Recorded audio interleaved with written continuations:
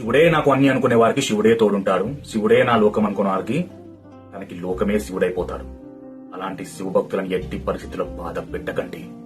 ఎందుకంటే నువ్వు శివభక్తుని బాధ పెడతావేమో, కానీ నువ్వు బాధ పెట్టినంత మాత్రాన తను నిన్ను ఏమనకపోవచ్చు. కానీ తన మనసులో ఒక తెలియని బాధ కన్నీరు మొదలవుతుంది. అది శివుడు వింటాడు. ఎందుకంటే ఆ భక్తుడు శివుణ్ణి నమ్ముకునే బ్రతుకుతున్నాడు, శివుణ్ణి నమ్ముకునే నిలబడుతున్నాడు. ఎన్ని బాధలు కష్టాలు వచ్చినా తన మనసులో తన గుండెలో పెట్టుకుని శివునికి చెప్పుకుంటూ, నాకు నువ్వు తప్ప ఇంకా ఎవరు లేరు తండ్రి, నాకు ఏ దారి చూపెట్టినా నువ్వే తండ్రి అని నమ్మకంతో బ్రతుకుతున్నాడు. ఎందుకంటే ఆయనకి ఏ తోడు లేకపోవచ్చు, కానీ శివుడే తోడనుకు నమ్ముకొని ఉన్నాడు.